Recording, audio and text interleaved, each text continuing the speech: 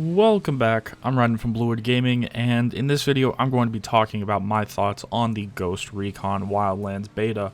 Now in the background is going to be some unedited gameplay for those of you that didn't get to play it.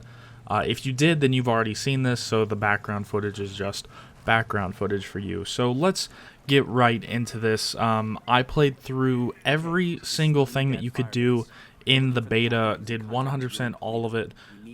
It took me in the range of about a couple of hours. I don't know. It was somewhere around 6 to 8 hours to do everything. Then everything else that I played after that was just extra, just replaying all the other stuff. Then I also played in just single player and multiplayer to see how that went. So let's get right into this, starting with the story. Now, we weren't really introduced much to the story in this beta. We just got to play through the first area and then one of the later areas that happened to be right next to the first area. And the story so far is kind of crap. It's mostly because the areas are so different. It's essentially play through 4 really crappy missions that I'll get into here in a bit, which kind of set up your reason to dislike the main person of that area and then go kill the main person of that area. And the story's really fragmented and you're not really liking any of the people. I don't care about anybody in the story. Even the character that I play as, I don't really care about anybody. I don't remember anybody's name. It's just not that impactful, and that's kind of bad in a game. But we'll see when the game finally comes out if they're going to have a overall decent story or if it's going to continue to be as bad as it was in this beta. Now, moving on to something else that was pretty terrible in this, the driving. And now, in this game, in the beta, we were given access to 5 different types of vehicles. There was cars, trucks, helicopters, planes, motorcycles, and actually boats. I forgot about boats. Sadly, most of those drive terribly. The only thing that drives halfway decent are the motorcycles and the boats. The cars are almost undrivable. They're okay. They're just pretty bad. I would rather take something else like a bike, but a vehicle like a car or a truck is fine. Planes are just way too... I don't really want to say floaty because that's not the right word for it, but you don't have the precision in the flying that you would want to actually adequately fly them. Essentially, the only reason why you would use planes in this game is to fly to an area and parachute out, because you're not landing that thing with any sort of precision. And then finally, helicopters being the worst thing in this game. It is a health hazard to have any human player drive or fly a helicopter in this game. That is how bad they are. It is pretty terrible. Landing them with any precision is just out the window. Flying around, unless you're out in a very open area, taking off and flying around is pretty hazardous to everybody's health. And yeah, you pretty much just have to fly the helicopter up until you're past everything and then try to go to wherever you're going. And it's just overall, I would take anything over a helicopter. But we'll see if they add any more in the main game. Sadly though, I think that this is going to continue over into the main game because this game's coming out in what, 2 weeks? A week? They do not have time to fix the driving in this. Unless this is a very old build, the driving's staying this crap. Now, getting into the final thing that's really terrible, the AI. Now, I've heard some people say that the AI is amazing, and really, every time that I hear that, I think that those people just didn't test it hard enough. The enemy AI is occasionally brain dead. Most of the time they're okay. I actually kind of like the enemy AI. the biggest problems that I have is with your helper AI, and most people didn't test this because most people just tried it out in multiplayer where they completely get rid of friendly AI. So yeah, don't think people really thought about that all too much. Now, for the most part, the friendly AI do what you want pretty much most of the time. Thankfully, they stay out of your enemy's way, and they will never be spotted. No matter how close the enemy gets, I think that they pretty much can't be spotted unless you tell them to do something that will get them spotted. The other part of that is because of that, they really don't get in position for the sync shots all too well, which if you don't know what a sync shot is, that's essentially you can mark several targets, somewhere between 1 and 4 targets, and your enemies, your friendlies will line up so that when you shoot a person, they will all shoot the people that you have marked and kill them all at once. This is really great for going through areas stealthy.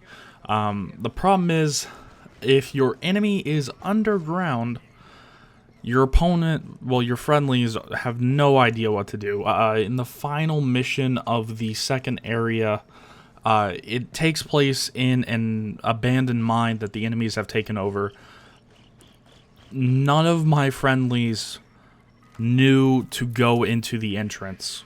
Even when I told them, hey, go here into this entrance, they still went and ran on top of the entrance to the mine. And when I went inside, they didn't follow me. They were outside of the mine the entire time, which actually led to me getting downed and nobody coming to help me because they were running around up on top of a mountain that this mine happened to be located on. So pretty much anything with you going inside of somewhere with a cave or anything like that, your friendlies are gonna be completely stupid. Thankfully, though, there was only 2 places in the beta where that actually consistently happened. The other part of that is when you actually tell them to start fighting, which some people didn't know that you can actually tell your teammates to start shooting at people. Once you tell them to start shooting at people, they do a very good job at it. So that's pretty good. So yeah, that's pretty much the main down points of the AI. So let's move on to some of the good things. The first best thing is the guns. The guns all handle exactly how I think that they would handle. I haven't used a lot of the guns in this game. I have shot the real-life versions of some of the guns in this game, though, and they shoot about how I think that someone that's trained like who you're playing as would operate these weapons. The recoil is extremely realistic. Well, I wouldn't say extremely realistic, but it's more realistic than most games, and pretty much it handles completely fine. And another great thing, actually probably the best thing in this game, is the weapon customization. The weapon customization in this game is amazing. They essentially went back to the customization system from Ghost Recon Future Soldier. If you played that, that came out back in 2012, I believe. It's extensive customization, anywhere from changing out your trigger to changing out your barrel, changing the stock on your weapon, changing out the magazine to be something bigger, changing the paint, all these different things you can change on the fly, which is something that I actually kind of like, as you can change your gun pretty much anywhere. Now, I think it goes a little bit too far. You can be in the middle of a firefight, go into the menu and change your entire loadout of what you're using, and I think that that's a little excessive. I do like that you can change it anywhere out of combat, but I think that they should restrict it where once you're in combat, you can't really, you shouldn't really be able to switch your weapons. Now, for the most part, I just used some of the starting weapons in the game. I went through this game mostly using just stealth, but going guns blazing is actually somewhat better, actually. You're not really rewarded for going through a place with stealth. I am in no way rewarded for going through a base and just not alerting anybody and just doing the objectives and getting out with nobody knowing I'm there. I think that there should be rewards for doing that because you're playing a game where you're called a ghost. Running in and shooting everybody with the biggest gun you can get isn't really like being a ghost.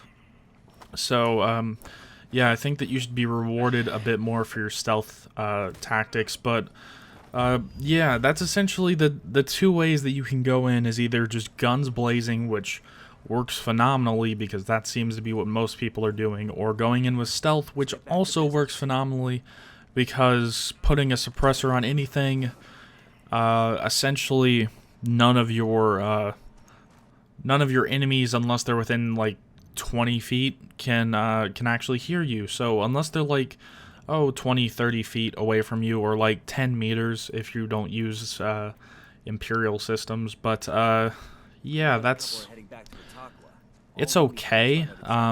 Thankfully though, in this game they aren't called silencers, they are called suppressors, which is the actual term for them because yeah, they don't actually silence anything. The sad part is even though the guns are mostly realistic, the suppressors don't actually suppress them like they would in real life. You can still hear a silenced weapon being fired pretty clearly, but in this game they brought the levels down to where you would hear them way farther than they should be, but that's not really much to complain about because every game does that. So, yeah, let's just move on to the mission structure because this is about the final thing that I have to talk about that we got shown off. The mission structure could use some work. This is another one of the bad parts. Essentially, every single mission that we played in the beta was either go here, extract this person, go here, kill this person, go to this place and pick up something, or just multiples of those things. Every single mission was like this. There was really no mission variety. It was always go to this certain spot, do specific one-button action, and you're finished. You usually had to fight through 20 plus guys to get there, unless you went in stealth, but yeah, there was really no good missions that really led to anything. It was always, here's this spot on almost a seemingly random spot in the map, but that actually leads to one of the good parts. Because it is just go to this spot and do this thing, you can really tackle these missions in any order you want, or, well, not any order, but in any way that you want, like going in guns blazing or using drones and finding out all the information and going in really stealthy. I think that they went for giving you options over giving you like more structured missions, which we'll have to see how that trade-off plays out in the full game. As of now, I'm not convinced yet, but we will have to see. So, final thing to talk about before I end this off is the world itself.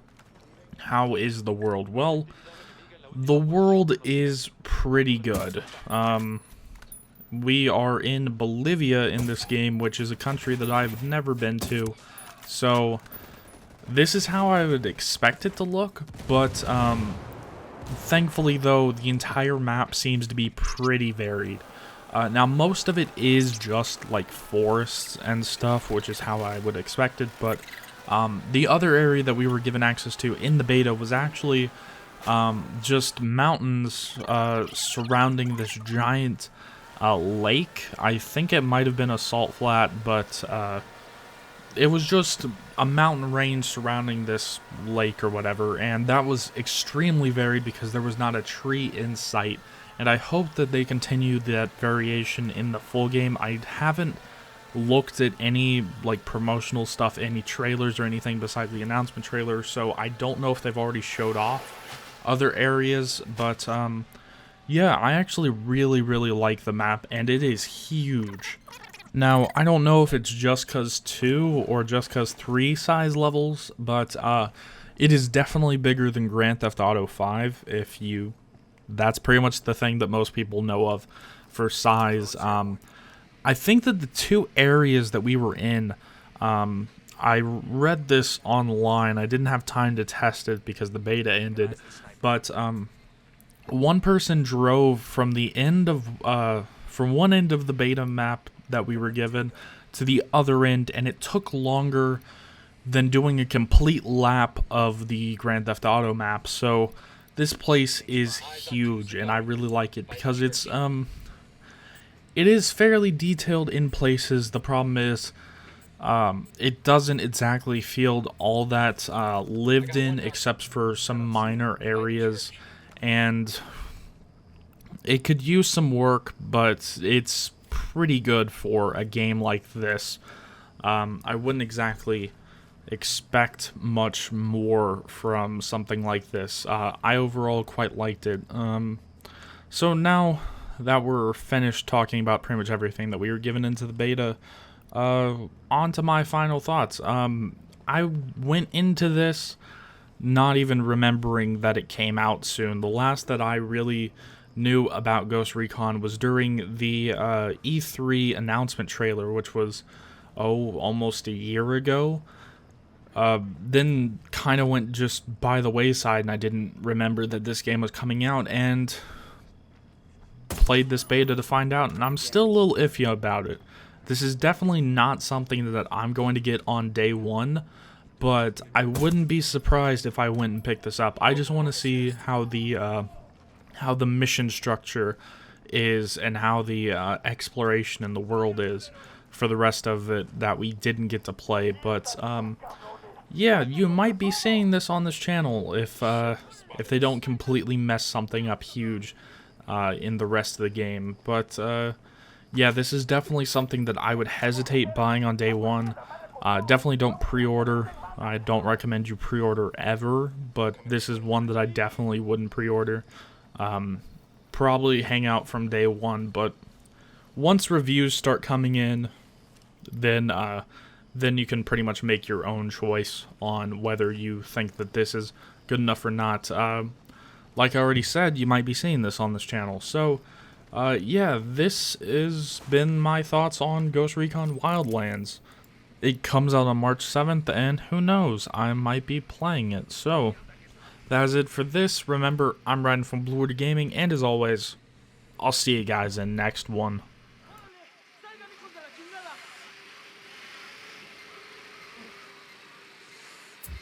No hay nadie aquí. Esos cabrones estaban aquí y se largaron. Vamos a seguir buscando. ¡Órale! ¡Qué verga! ¿Nos quiere reventar?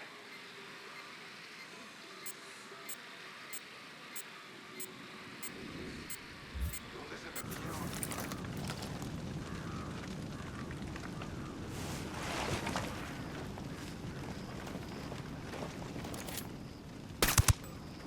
That's a kill. No los veo.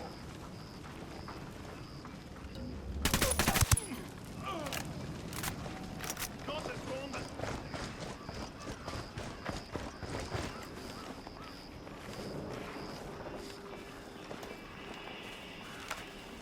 ¡Órale, putos! ¡Que cuento hasta 3!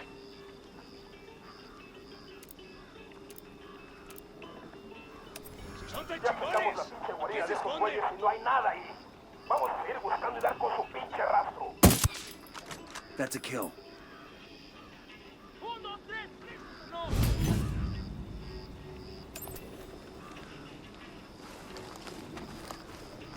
¡Órale, putos! ¡Que cuento hasta 3!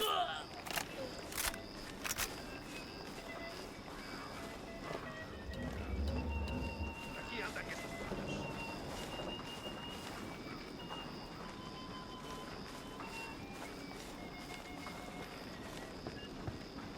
¿Dónde se metieron, culeros?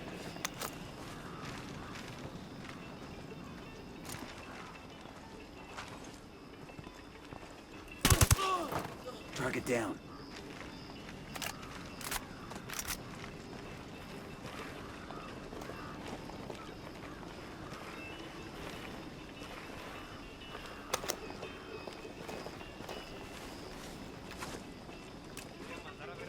No están aquí esos putos, ya se largaron.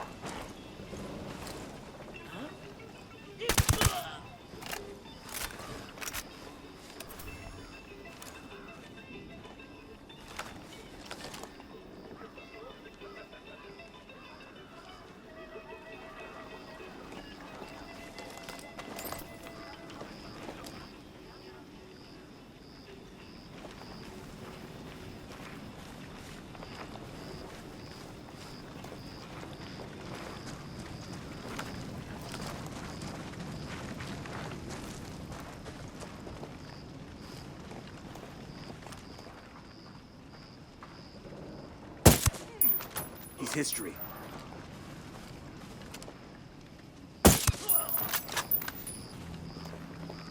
That was close.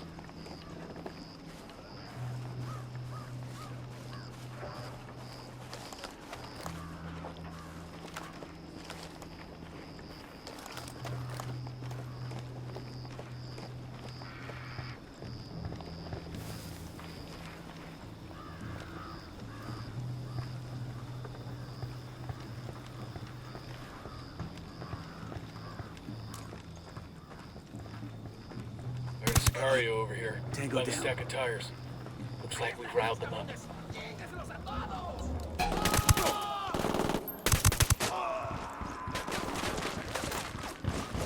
¡Soldados, chicos! ¡Tienen de plomo esos culeros!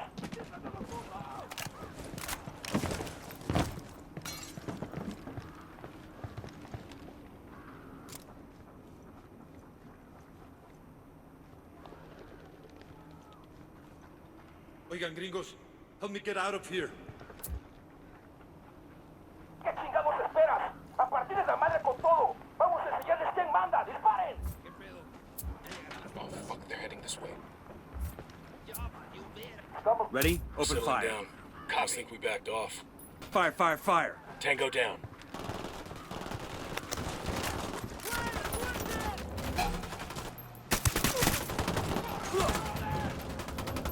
Get down.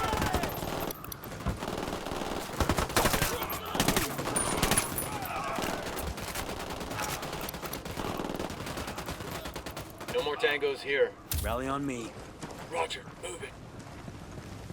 Clear over here.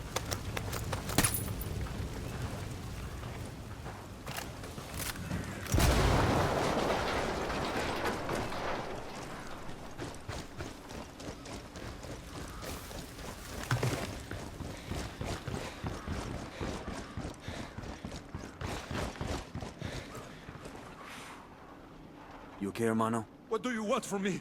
Yuri and Polito, the fuckers who tortured you. We're here to make them pay for what they did. But we need to know where they took you. We didn't travel far. I remembered that much, and it was quiet. Out in the country somewhere. There was a smell, like old animal skins. That's all I know. I'm sorry. It's all right. At least now we know they're close by. Gracias.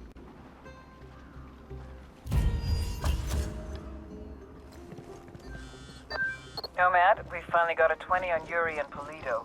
The activity cross-referenced the car's GPS with that description you got from the prisoner. They're at a hunting lodge. Rumor has it they use that spot for their enhanced interrogations. Send us the location and we'll take care of it. Put them in the ground for me. Make sure they feel the pain.